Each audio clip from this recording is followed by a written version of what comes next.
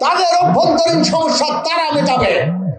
এই যে আন্তর্জাতিক আইন লঙ্ঘন করে পানি প্রত্যাহার করেছেন গজলডোবা পর্যন্ত, তারপরে চুক্তির কথা বলে এবং শেখ হাসিনা সেই চুক্তি করার জন্য দৌড়াদৌড়ি করেছে, সেটাও পারে না। গজলডোবার পরে পানির ভাগ বাটারা, যেখানে পানি আর নাই ওটা নালায় পরিণত হয়েছে। এই বাংলাদেশ কারো কাছে মাথা নত করবে না। আমরা দেখেছি শেখ হাসিনার ফ্যাসিস্ট সরকার কেবল গদি টিকিয়ে রাখার জন্য, কেবলমাত্র নিজের গদির স্বার্থে, দেশের স্বার্থ, দেশের মানুষের স্বার্থ, দেশের মর্যাদা কিভাবে বিকিয়ে দিয়েছেন, যার ফলে এই যে আজকে আমরা তিস্তার পানির ন্যায্য হিস্সা আমরা পাই নাই। ভারত একতরফা ভাবে পানি প্রত্যাহার করছে। আন্তর্জাতিকভাবে আইন আছে যে অভিন্ন নদী, মানে একটা নদীর পারে যে সমস্ত দেশ আছে, অববাহিকায় যত দেশ আছে, সেই নদীর উপরে সকল দেশের অধিকার সমান, কারো অধিকার কারো চাইতে কম বেশি না। ফলে ভারত উজানে আছে বলে তিস্তার উপরে তাদের অধিকার বেশি, এটা মোটেই সত্য না, আন্তর্জাতিক আইন অনুযায়ী সঠিক নয়। কিন্তু আমরা দেখলাম ভারত আন্তর্জাতিক আইন লঙ্ঘন করে ওই যে তিস্তা নদী, যেটা উৎপত্তি স্থল থেকে সিকিমের ভিতর দিয়ে হয়ে এসছে, সেইখানে অসংখ্য বাঁধ দিয়ে পানি প্রত্যাহার করছে।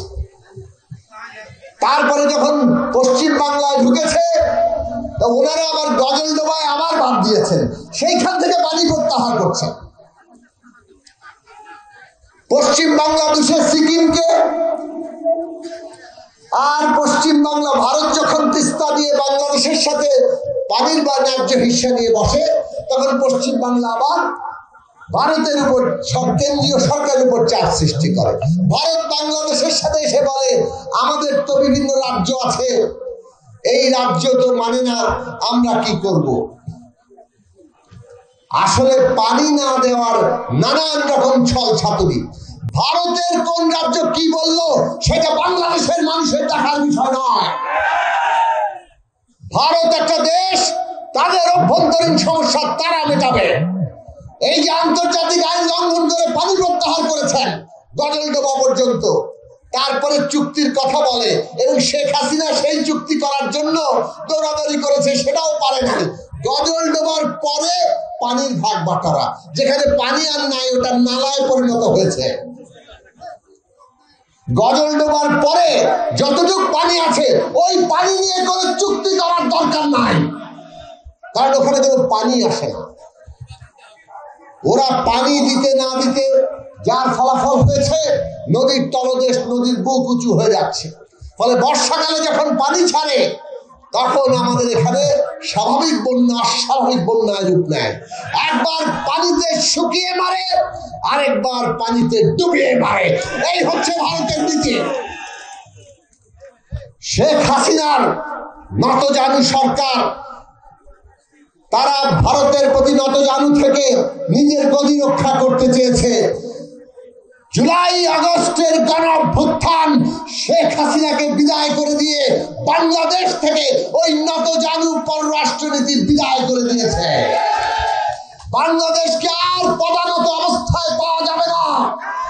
ভারতের শাসকদের আমরা পরিষ্কার করে বলি, যদি সুসম্পর্ক চান, মর্যাদার ভিত্তিতে সম্পর্ক করতে হবে, এবং সেই মর্যাদার ভিত্তিতে সম্পর্কের গুরুত্বপূর্ণ জায়গা হচ্ছে নদীর পানির ন্যায্য হিস্সা বন্টন করতে হবে।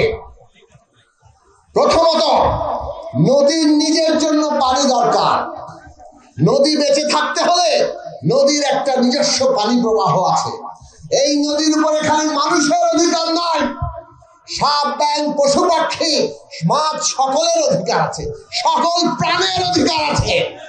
মৌলানা ভাসানী 1976 সালে যখন এই ভারত গঙ্গায় বাদ দিয়েছিল, ফরাক্কায় বাদ দিয়েছিল, সেই ফরাক্কা বাঁধের বিরুদ্ধে পানির ন্যায্য হিস্সার দাবিতে লং মার্চ করেছিলেন।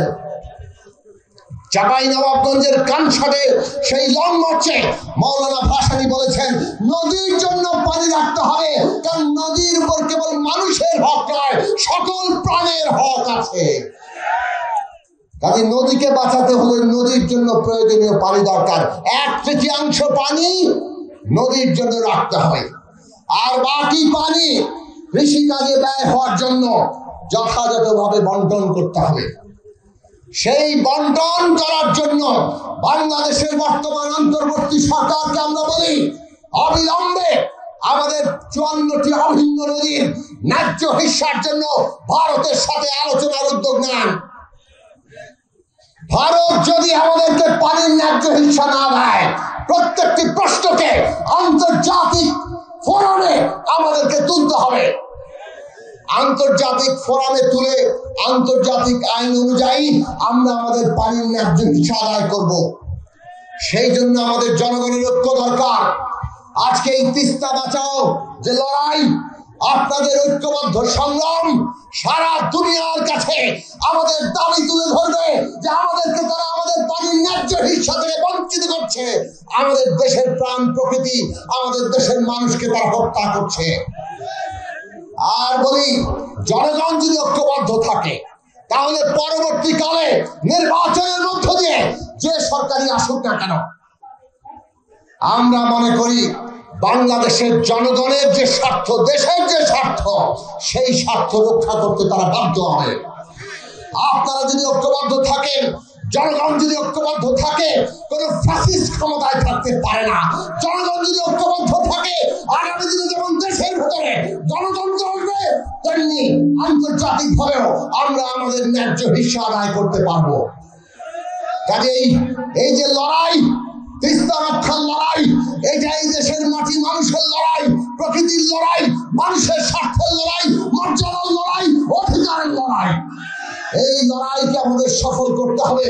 সেই জন্য ঐক্যবদ্ধ থাকুন, আরো জনগণকে ঐক্যবদ্ধ করুন এবং সমাজস্বরে আওয়াজ তুলুন। আমরা আমাদের পানির ন্যায্য হিস্যা চাই। পানির ন্যায্য হিস্যা প্রতিষ্ঠা করতে পারলে এই পানি আমরা কিভাবে ব্যবহার করব, তিস্তা নিয়ে কি মহাপরিকল্পনা আমরা করব, সেটা বাংলাদেশের অখণ্ড একক অধিকার। বাংলাদেশ ঠিক করবে তার দেশের স্বার্থ, তার দেশের পানি তারা কিভাবে ব্যবহার করবে। প্রকৃতির জন্য কতটা রাখবো, আমাদের কৃষিকাজের জন্য কতটা ব্যবহার করব, নদীতে কোন ধরনের মহাপরিকল্পনা দিয়ে প্রাণ প্রকৃতি রক্ষা পায়। আমরা পরিষ্কার করে বলি, বাংলাদেশের মাটি মানুষ, বাংলাদেশের প্রকৃতি অন্য কোন দেশের লুটপাটের ক্ষেত্রে পরিণত হতে আমরা দিতে পারি না। কাজেই বাংলাদেশের স্বার্থ রক্ষা করে ভবিষ্যৎ নীতি বাংলাদেশ গ্রহণ করবে। এখনকার লড়াই হচ্ছে ভারতের কাছ থেকে আমাদের নদীর পানির ন্যায্য হিস্যা আদায় করা, আর সেটাই হচ্ছে আমাদের দেশের মাথা উঁচু করা পররাষ্ট্রনীতির অন্যতম প্রথম পদক্ষেপ। এবং সেই পদক্ষেপ নিয়ে অন্তর্বর্তী সরকারকে এগোনোর জন্য আমরা আহ্বান জানাই। আমরা জনগণের ঐক্যবদ্ধ সংগ্রাম এমন ভাবে সংগঠিত করতে বলি যাতে আগামী দিনেও নির্বাচনের পরেও আমরা আমাদের অধিকার সমন্বিত রাখার জন্য জনতার ঐক্যকে কাজে লাগাতে পারি। আপনাদের ঐক্যবদ্ধ থাকলে বিজয় নিশ্চিত। সেই ঐক্যের আহ্বান জানিয়ে আমি আমার বক্তব্য শেষ করছি।